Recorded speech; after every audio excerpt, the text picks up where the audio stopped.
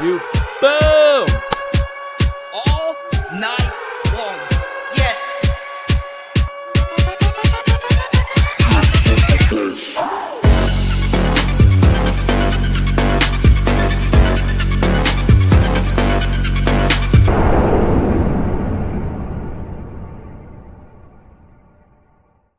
It's freaking go! What a press conference from Ryan Kelly as LSU gets the big W over Auburn this weekend. Obviously, Brian Kelly very praiseful of Army coming in and obviously keeping the team's focus for this game coming up against some pretty honorable men. So it should be a lot of fun leading into the week. But the big story for me is the injury report, as it normally is.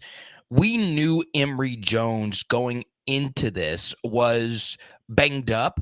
Brian Kelly said Emory Jones is manageable. The injury situation there isn't too serious, which is obviously a very good thing, especially considering this was an ankle and there was another big-time college football player, probably the best player in college football in Brock Bowers, who does have a very serious ankle injury and will be out for at least a month or so, probably out for the season. So LSU, one of the most important things you can have on a potential championship run is injury luck. So Emory Jones, obviously one of the 10 best players on this team, not serious. But there is another top 10 player on this team in MEKHI Wingo, who is also listed as doubtful for this weekend versus Army. Now, Brian Kelly said that this lower body injury is something that MEKHI Wingo had been playing with in recent weeks. But he also said that they are just looking to get him some rest. Now, he's worn the number 18 uniform. Obviously, the production hasn't been quite the same as it was last year, but I still think he's playing fine. It does make a little bit more sense, though, that he has been banged up.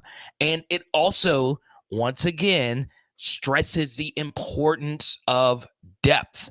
Last year, we did not have much depth behind MEKHI Wingo and, of course, Jaquelin Roy, especially after Mason Smith got hurt. And MEKHI Wingo probably set some records when it comes to snap percentage from an LSU defensive tackle because, look, historically, LSU's always had depth up front. So MEKHI Wingo has been nursing a lower body injury for weeks now, and now he is going to get some rest, and this is going to give Jordan Jefferson and Paris Shand and those guys a little bit more playing time, even though Shand and Wingo don't quite play the same position. Those guys are going to get their opportunity. Jacoby and Guillory's going to get their opportunity. So two pretty big trench situations, and Brian Kelly also said that Chris Hilton is probable. So we get to some of your comments. We say hi to AP. We say hi to Joseph. We say hi to Crying Belly. So there you go. Now, we're going to run through some important notes, okay? Like we brought up on the film study, I had one of you reach out saying that I was making excuses for Jaden Daniels. Well, right off the jump here, Brian Kelly clarified that on the interception that Jaden Daniels threw, we did not run the correct route concepts. One of our players were blocking, and that was Aaron Anderson. So we brought that up in a film study. If you want to see it broken down, I'll link the film study down below. And one thing Brian Kelly said repeatedly at the front of this press conference is to not take this LSU offense for granted, okay? So, that was a big thing that he kept saying over and over. He also said with the LSU offense that defenses are starting to switch up how they guard LSU. He says that they are starting to see more quarters, which is, in my estimation, a more conservative defense. There's plenty of different ways you can play quarters coverage. He also said defenses, of course, are starting to double in some situations. And obviously, LSU is, of course, cooked in that situation. And in particular, Kyron Lacey has been the beneficiary of that. if I am not mistaken, I'm a little shocked that there weren't any questions about Kyron Lacey with the game that he had this past weekend. Something else that Brian Kelly mentioned, and this goes along with the Kyron Lacey thing, that with the quarters and with the doubles on Malik and BTJ, Jaden Daniels has been progressing through more of his reads. He's going through the full progression. Now, in order for LSU to have Jaden Daniels do those things, you have to have good time in the pocket. So give the LSU offensive line a lot of credit for Jaden Daniels being able to go through those progressions.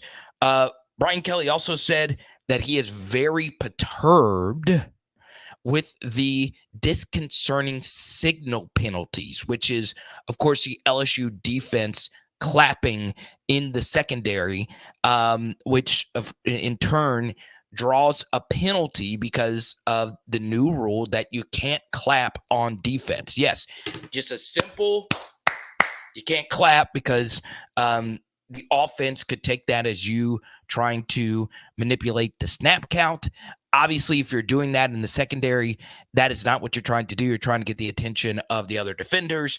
Of course, 2 weeks ago versus Missouri, Say Dryan committed that penalty. And, of course, this past week, Andre Sam committed this penalty. And Brian Kelly is not happy about that. But he said they're working on communicating in better ways over the next couple of weeks. He also shared a very interesting story about Grand Valley State. So a very interesting nugget from, I think, Scott Rabelais, who said, hey, did you know you're coming up on your 300th win as a head coach? Brian Kelly says he remembers his first game at Grand Valley State and the athletic director yelling, who the hell is this guy, or who the hell hired this guy? So very interesting, hilarious story from BK. And to me, the last important note is there is no update on Deuce Chestnut. I would have loved to follow up here saying, well, what did Deuce Chestnut do? Why is he out? This is a very mysterious situation here. I've heard different stories about what happened. I'm not a rumor guy, it's just not what I do. But at this point, we do know this. It is not injury related. LSU could use every DB back, even Deuce Chestnut, who has been a Power 5 starter at Syracuse. So obviously, I think LSU fans would like to have him back. When he has played, he has not been good. But really, which corner has been good, maybe outside of Zay Alexander this last game versus Auburn. So I would like to have Deuce Chestnut back. You guys let me know in the chat if you would like Deuce Chestnut back. Okay? So there you go. Let's get to as many questions as we possibly can today. Let's go to Crime Belly. Need Ole Miss to lose so LSU can go beat Georgia while they are hurt. It's starting to all fall in place. So, yeah, obviously, if you are LSU, you do need Ole Miss to lose, okay? This is where, if you are LSU, you need Texas A&M to get their act together. You need Georgia to hopefully get it done versus Ole Miss. You would like to think that they would, considering that game is in Georgia this year. So the truth is this, right? We are in a position where LSU does not control their own destiny, but in theory, they do. Because I have a tough time believing that Ole Miss is not going to trip up somewhere, right? I think they are a very good team. I do think it's plausible that they win out the rest of their schedule. I do. Georgia is not some unbeatable foe. We saw this very mid Auburn team really take Georgia to task. So, you know, I got to be real here. I think at this point, Ole Miss could win out, but it's highly unlikely. You need Ole Miss to lose to somebody. You do in the SEC. So we'll see. But yeah, I do think at this point, like we mentioned, and we've been mentioning this for weeks now, Ole Miss will lose to Georgia. And if that is to happen, if LSU wins out the rest of their schedule, they are golden. Now, I do want to bring one thing up. Florida is playing better. Okay, so that obviously is something to keep an eye out for. We saw a few weeks ago, and I said this at the time, and I'll say it again now. Florida is in a pretty good spot. They are 5-2 with one of the more difficult schedules in the SEC. Their 2 losses were both on the road. I told you at the time the Kentucky loss was very flawed. Kentucky had not played anybody up to that point. They're well rested. Florida had played a difficult schedule, and they got punched in the mouth.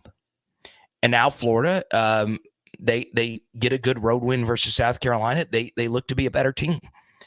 And I know this might get some pushback here, but I think Texas A&M is a good example of a team that has been really poorly coached.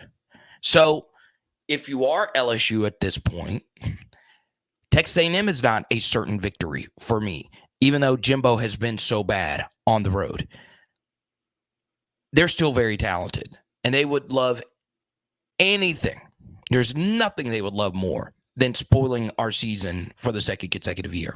Even though last year it did not cost us the West. This year, losing to them will cost us the West, because I think at this point it's going to be hard to see Alabama lose more than one SEC game. Arkansas had a chance, and they choked. So the truth is, if you're LSU, win out, you're probably getting in. This is not a case like last year where you can have multiple SEC losses and have the West in hand before the final week of the season. So there you go. Now, back to the Brian Kelly press conference. I've touched on pretty much everything that I wanted to touch on from what he had to say. The first thing, though, is he did say in the past he has had Heisman Trophy guys in contention. And obviously he has had a Heisman finalist before in Manti Te'o all the way back in yesteryear. I will say this. He did say that Jaden Daniels, what he has told him is to just stay focused on the day-to-day. Honestly, if anyone knows anything about Jaden Daniels, you know that this has not gotten to his head. There is rarely really any example that you can point to where Jaden Daniels has shown hubris, where Jaden Daniels has shown an unwavering cockiness that he's above anybody else. He is a very blue-collar, chippy, tough guy. That's just his mentality. He's a no-excuse guy. He didn't want people to know that the team had the flu after the Arkansas game or anything like that. He is just a no-excuse, I got to go out there, do my job kind of guy. And that's the kind of guy you want to have at quarterback, right? So, yeah, I think at this point, I would not be an LSU fan and lie to you. I truly do say this. I don't think the Heisman hype is going to get into Jaden Daniels' head. I just don't see it. I just don't. Brian says Florida struggled to beat a not-so-good South Carolina team. Okay, so South Carolina, who lost to Notre Dame, undefeated North Carolina, okay, in the first game of the season, by the way. South Carolina, who lost to Georgia on the road, and South Carolina, who lost a thriller in which they put up 37 points, and they had a 4th and 11 to win the game. Their defensive coordinator sucks. I have no idea why Shane Beamer brought him back. He has been consistently bad at South Carolina, and he had lost his defensive line coach to us. I don't get why they kept him. That has been what's held them back. They're still a good football team. So the fact that Florida went on the road and beat them is impressive. It's impressive. So, yeah, I mean, I don't think South Carolina is some slouch. But the truth is Florida is a good team with explosive playmakers and a lot of Louisiana flavor on there. So they're going to be fired up to play us in Tiger Stadium, but I'm not worried about that. I'm worried about taking care of Army. Okay, so let's go to LA Mom. If Ole Miss wins all their SEC West games but loses to Georgia, wouldn't that put them ahead of us as far as the SEC West goes? Would Ole Miss get to go to Atlanta and play Georgia again? No, LA Mom, because the week before Ole Miss beat us, they lost to Alabama. So if Ole Miss loses to Georgia, that gives them 2 conference losses, and we would only have 1 if we beat Alabama. So, truth be told, if that were to happen, okay, once again, I'm not one to lie to any of you, okay? If that were to happen, LSU would have caught an absolutely massive lucky break because Ole Miss, with the schedule format, which is gone after this season, so thank goodness it's leaving. Ole Miss had a 1 in 12 shot to play Georgia at Georgia this year. 1 in 12 shot.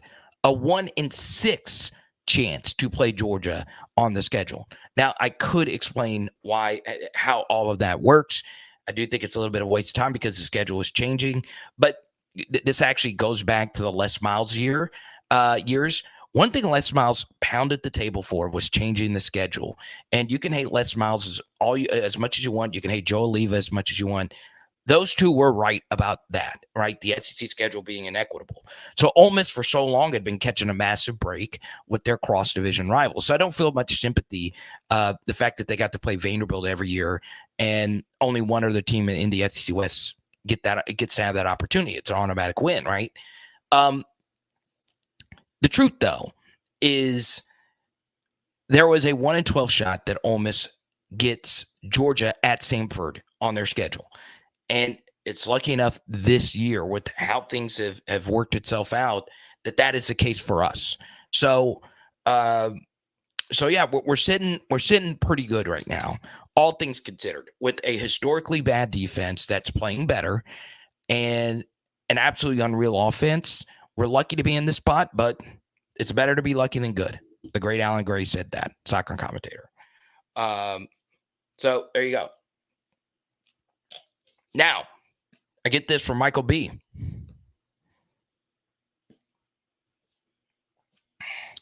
He says, we are not beating Bama, just saying, unless the defense shows up.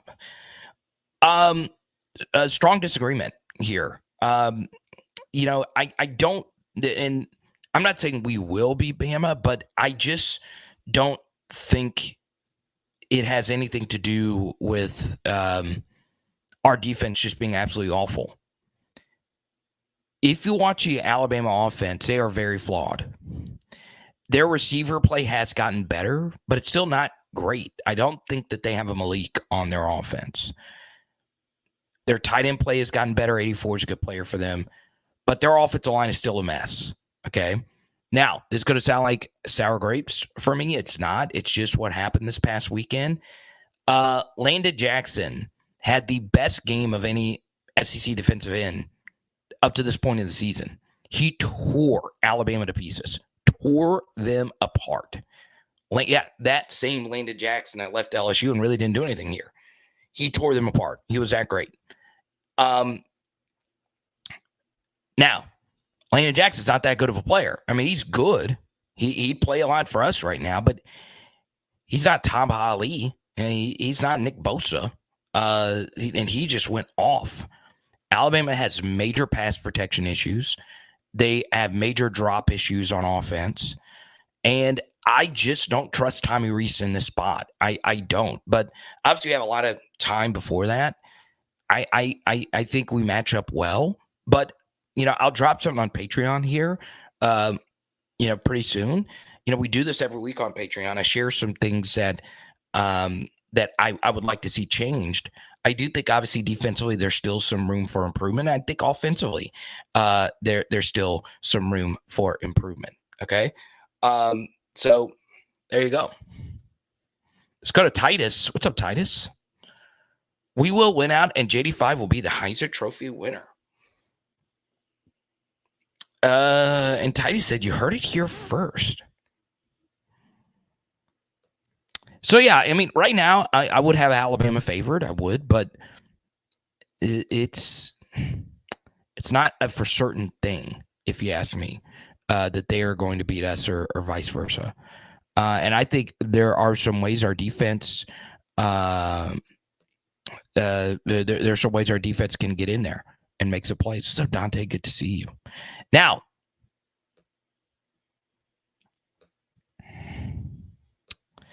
here we go. What are we giving out today? Let's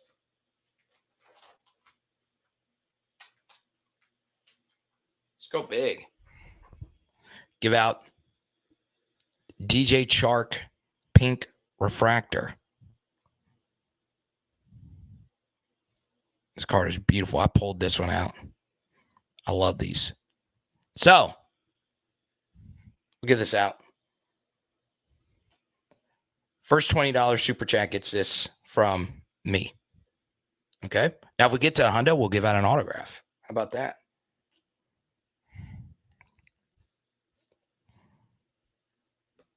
Let's go to CK. What's up? I mean, look, KJ Jefferson had a really good game versus him. I know the stats don't show it, but he made some big plays. And at this point, I wouldn't have said this before the season. Jaden is way better than KJ. I understand the supporting cast couldn't be more different. But Arkansas with the bad offensive line, bad wide receiver core, their best running backs out, their best tight ends out. Their offensive coordinator hire looks like a disaster.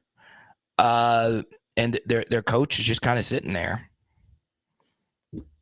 They only lost by 3 in Tuscaloosa. So there you go. Oh, Michael B wants to know which auto. Let's see. I don't know. I didn't get one out today. I said I was going to just do a $20 one for the DJ Chark. Let's see which auto we want to give out here. All right.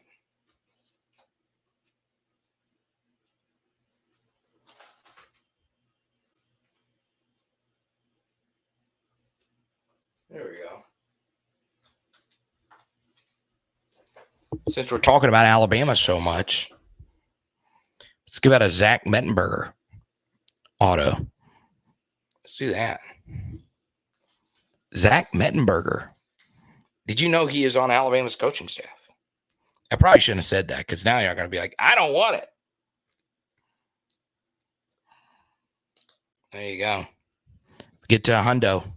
We'll give out that Zach Mettenberger on-card autograph, rookie card, refractor. I love this card.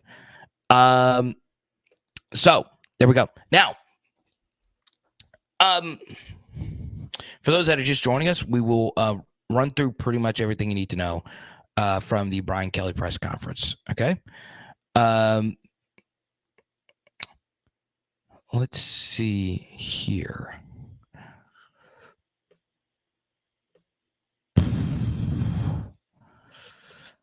Fred, I think Bama's running backs are good. I don't think they have a Najee Harris back there, though. Right? I mean, Jahmyr Gibbs was so big versus us last year. So once again, we'll run through everything you need to know. We've already touched on pretty much everything here. No Deuce Chestnut for BK. Update, I think it's ridiculous that LSU has a safety or corner clapping in the background doing the disconcerting penalties.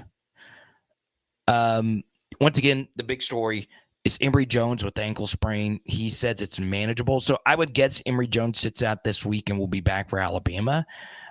Same thing with MEKHI Wingo, but them being doubtful versus Army. Wingo's probably just more of a rest thing, as we mentioned a little bit earlier. Okay. So no really big injury news. They brought up, I will say I didn't mention this earlier. I did not mention this earlier, that Brian Kelly did compare the LSU offense to the 2019 LSU offense. He says, do not take this offense for granted, that it's pretty remarkable stuff. And like we said earlier here, about Jaden Daniels on the route concepts. We brought this up in the film study if you want to see it for yourself. I don't think fully the interception is on him. It's a good chunk on him, but when you're sitting back in the pocket and a receiver is blocking instead of running around, it is confusing, right? So there you go. Now, let's see. Let's see what else. Oh, one thing I want to mention, and this isn't as much like Brian Kelly press conference related, but it's more so just a general point. This LSU team is doing such a great job of breaking tackles. Every single key member of this offense has been really good at breaking tackles. I cannot say the same about last year's offense. Honestly, you can't really say the same about pretty much any offense. You know, it's such a difference maker. Now, it all coincides, right? This year, Jaden is doing a better job of leading our receivers. We're also doing a better job running route concepts that allow our players to run either horizontally at full speed, 45-degree angle at full speed, or just vertically full speed. Okay, it's not as many comebacks and that kind of stuff. We're playing, more within the timing of the offense. Something else that helps out broken tackles is good blocking. When you have good pass protection, it gives the quarterback a cleaner pocket to lead receivers. If you have good run blocking, well, it's self-explanatory. I think I would venture off to say, I'm going to go check this afterwards. Our rush yard before contact numbers must be pretty good this year. So all those things help. But every single key person that gets touches breaks a lot of tackles. Okay. Mason Taylor did a good job making one of Auburn's best players miss at the end of the game and almost scoring. Malik Neighbors is the master at that. Brian Thomas Jr. never goes down easy. Kyron Lacey's deep touchdown or deep completion had 4 broken tackles in there. Logan Diggs pushes the power forward. He never goes down easy. He's breaking a lot of tackles, or at least falling forward when he's getting the carries. It's just really good to see that. Where last year, there were missed opportunities to gain some extra yards. So really good stuff with, the strength and conditioning program, and obviously just our ball carriers making more plays when they get the football in their hands. And then one of the masters at tackle breaking is Jaden, right? It might not necessarily be a broken tackle. It's just a missed tackle because you can't get an angle on them. So there you go. Why is Clayton not getting a chance at wide receiver? I'm all for open takes. That one is probably one of the more bizarre ones I've ever seen, Mac Daddy Donk. And you just won a card here, and you're giving out that take? Yeah, why isn't Gregory Clayton playing more wide receiver? And I like Greg. He's stepping in, doing a key role for us. He needs to focus on just catching the punt, right? We've not done the best job fielding punts lately. But yeah, there's no reason for any other wide receiver to play right now at this point. The gap between Kyron Lacey and everybody else is pretty wide right now. And it's not just catching or dropping. It's blocking. His blocking is been huge for us. Missouri blocking game was so freaking good. And then this last week, he had another good game blocking. And when you block well, good karma comes around and you start getting actual targets. So there you go. There is no reason for any other wide receiver to really play in key moments outside of those 3. And yeah, obviously you need some rotation and give them, rest, break if they get injured or whatever. But you want your rotation to be tight. You want your wide receiver rotation. I felt like after 2019 LSU, we were rotating 7, 8, 9 deep. I remember the UCLA game. The rotation was absurd, absolutely absurd. We got our guys, and let's focus in on those guys, and let's see who can emerge this next week versus Auburn. I say Auburn versus Army. Now, Brian Kelly did talk about Army. I've not watched him, a whole lot up to this point. I will say this about Army, okay? They do not run the triple option anymore. They do some triple option things, but because of new rules when it comes to cut blocking, you can't, you don't really see it all that much. So yeah, I think offensively you can make a case that they do some things better than Auburn does, even though they're not a Power 5 team. So there you go.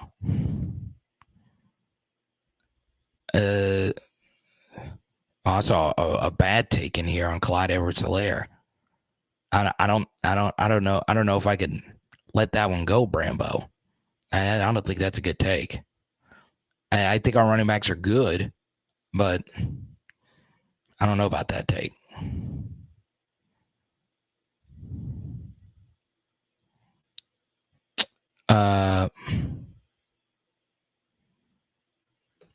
A little. Yes, you want to talk about the John Emery catch?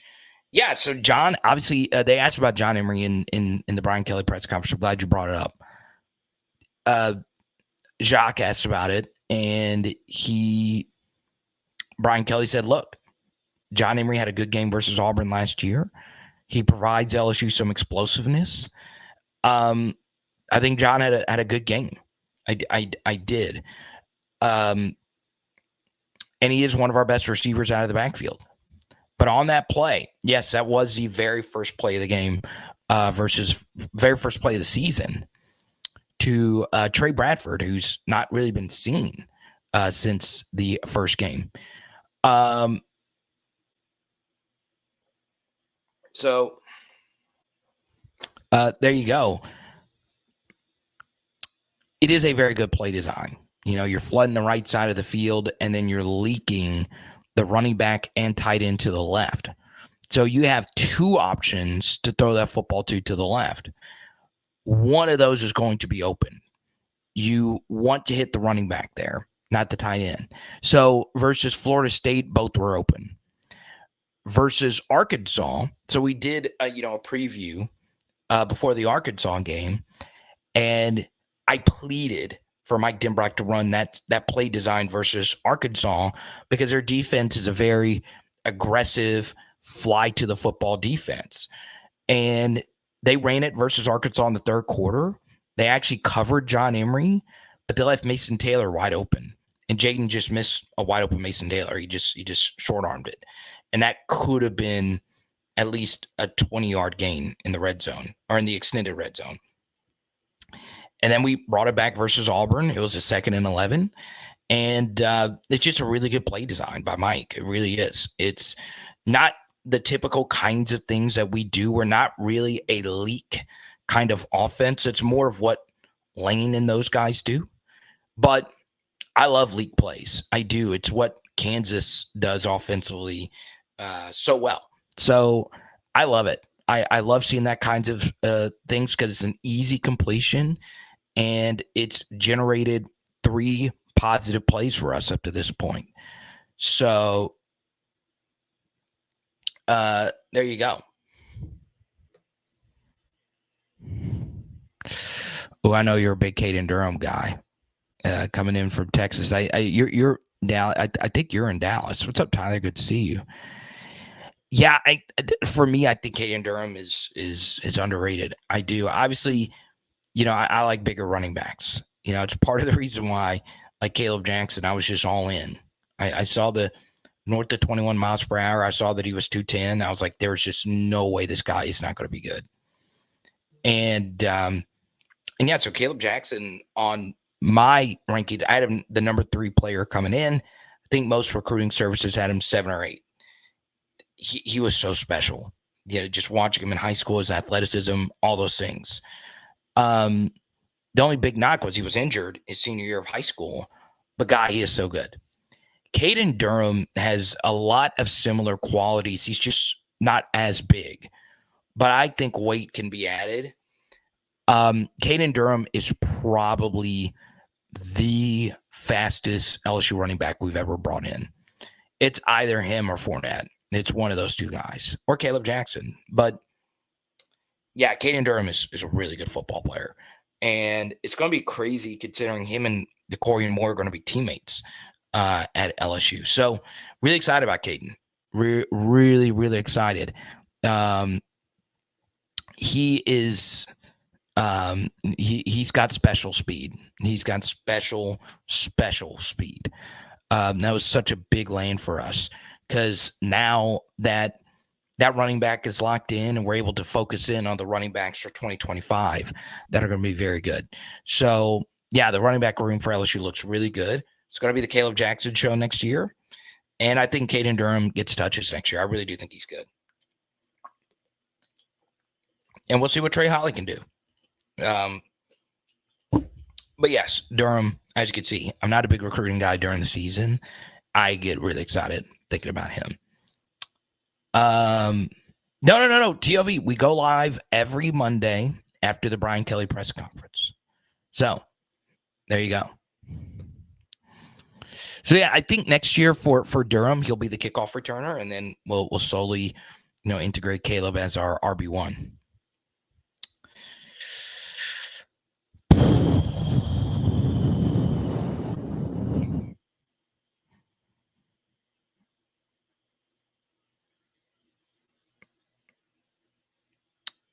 Blake OT, good to see you. Yeah, I guess, if you consider Trendon Holiday a running back, which he was more of a running back than a receiver at LSU, then yeah, he is the fastest. But, I don't really think any one of us looked at Trendon Holiday and said he was a running back. He was just trending. He's one of one. There's not really anyone that's come to LSU or played in the SEC that's even close to resembling him. Like a 5'7", 160-pound speed demon. We'll probably never see that again. I think at some point we'll see something like that. But what I will tell you is LSU is kind of turning themselves skill position-wise into the Miami Dolphins. You take a look at some of the guys that they're recruiting. They're not the biggest guys, but they are all fast. They all have really, really, really top-end speed. Now, it concerns me some. But, man, Jelani Watkins, those guys, Turner, they can fly. They can flat out fly. No, Tyler, I think Logan is good to go next year. I think at this point, if you're a running back, the question you got to ask yourself isn't, am I good enough to play in the NFL? Because you have to know that your NFL life expectancy is just lower. Is there anything else I can prove up to this point? So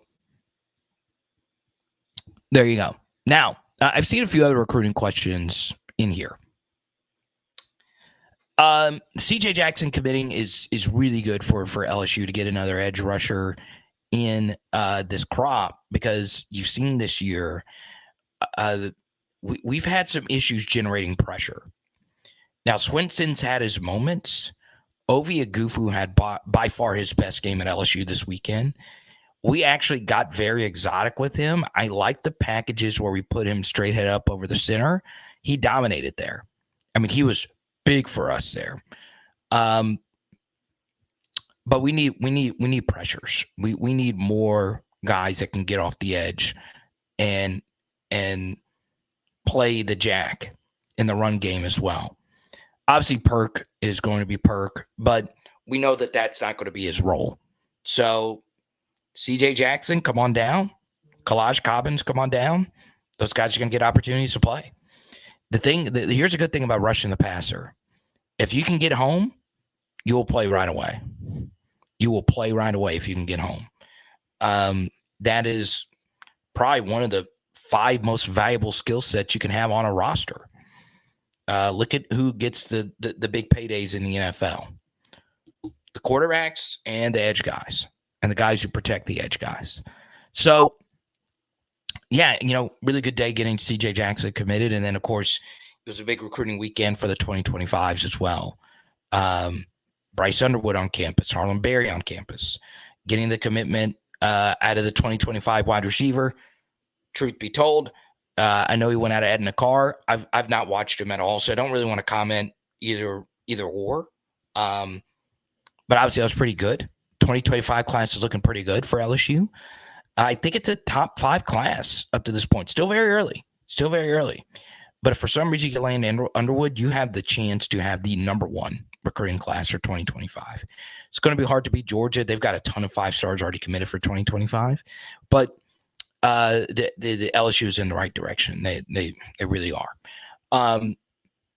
And LSU's 2024 recruiting is firmly a top 10 class, which is good. Now, of course, you would like to see more of the top end guys, be committed to LSU at this point.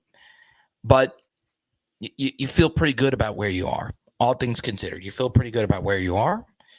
And I will also say this, it does make life a little bit easier on your 2024s when your 2022s and your 2023s have been great. There's just no other way around it. The 2022 class, it has been elite. You brought in 15 high schoolers.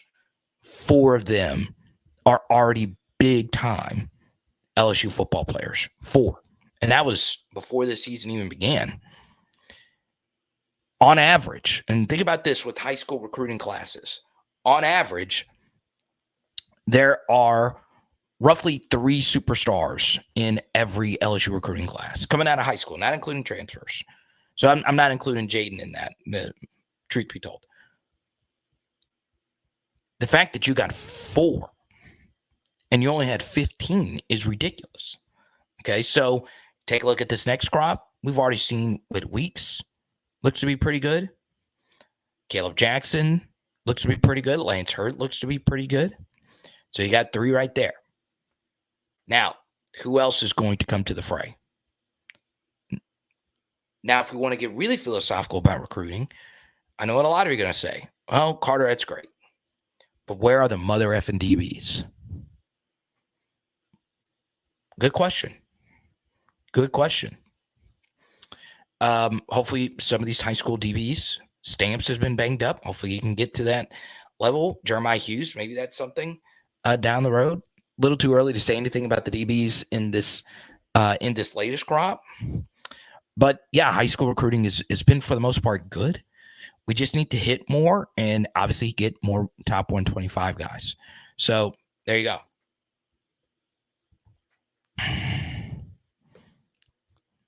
So really, really, really good weekend.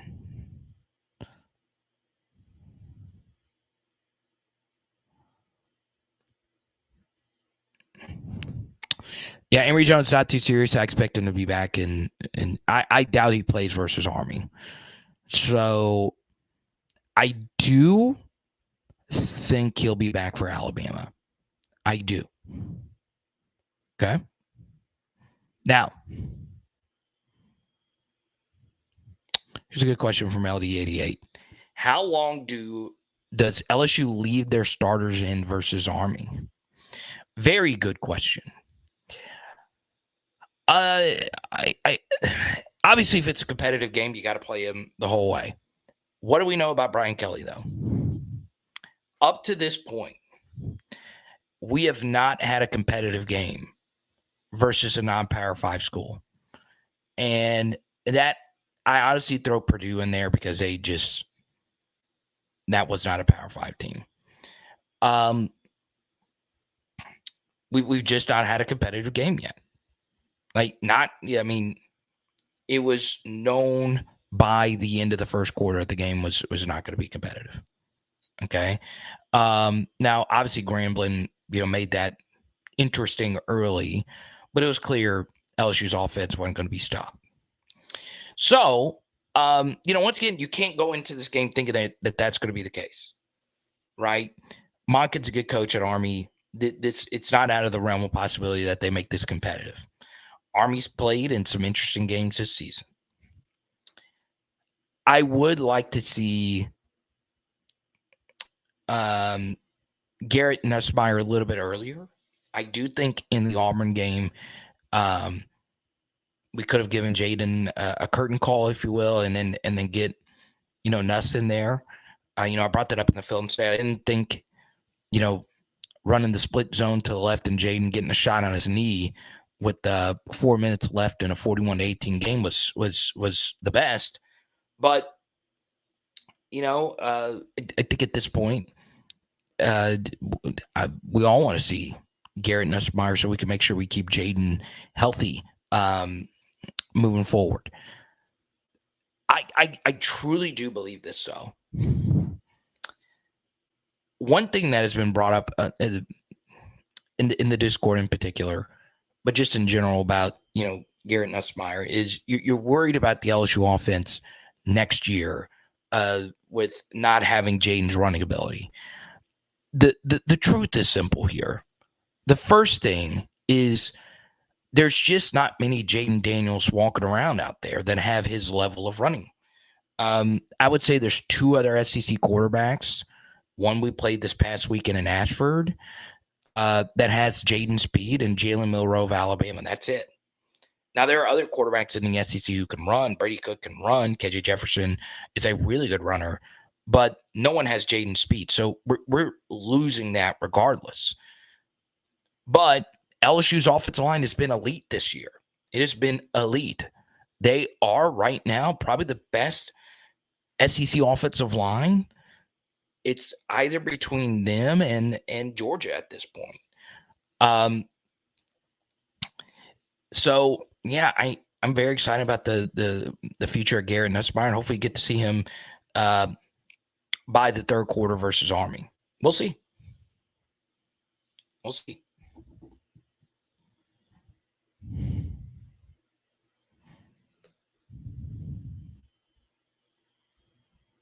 Now, here's what you're going to do. All right, Brian, we'll see you.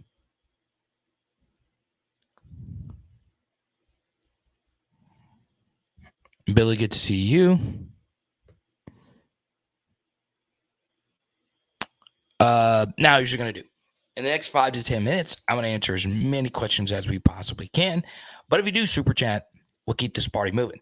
Now, one thing that'll make me very excited. The weather is getting cooler. It is getting cooler. Okay. Go to powerhourlsu.com/shop. Get your hoodies in. Okay. Don't forget PHL hoodies right here. PHL long sleeve shirts right here. That'll make my day. powerhourlsu.com/shop. I've got to pay the web bill coming up. powerhourlsu.com. Yeah, Richard, I don't know. I mean, I would guess. I've honestly not looked. I would guess LSU by 27.5. I would guess it'd be somewhere around there. Probably a little bit. I don't know. Let me see. Was I close?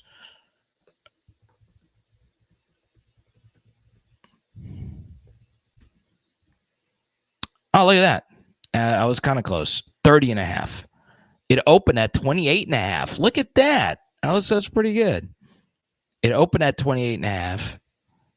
And it's up to 30.5.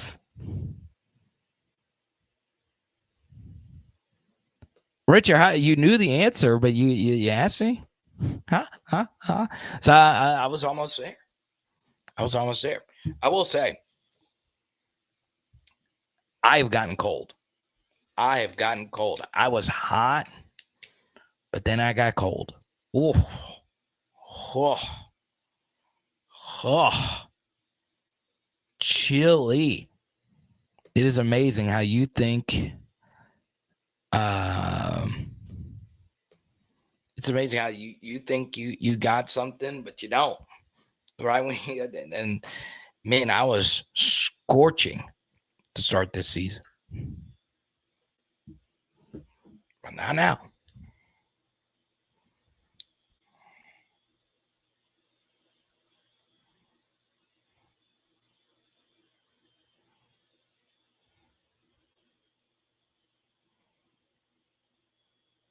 And Ohio State 3.5 over Penn State.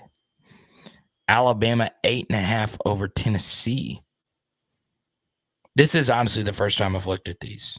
Florida State 14 at home versus Duke.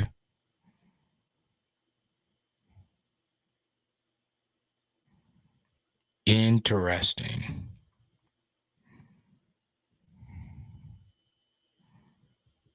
Very, very interesting.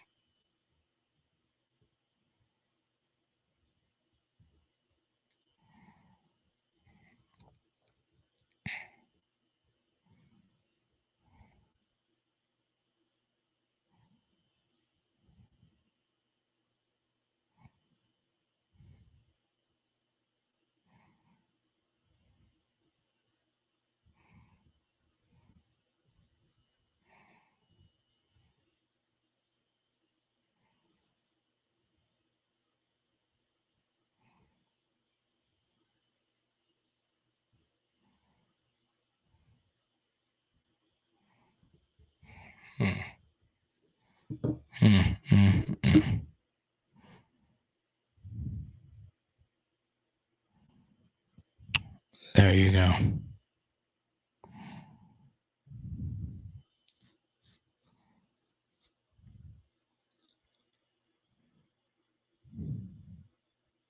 Sip G, good to see you. Yeah, you're right. Tackling is going to be very key. All right. That'll do it for me for now. Don't forget Tuesdays, Thursdays, 8:15 Central, Wednesdays, 6 p.m. Central, Sundays, film studies, Mondays, right after the Brian Kelly press conference. That is a full live stream schedule. So we'll see you tonight on AYS 7:30. It is Power Hour LSU. Bam! And tonight we are doing.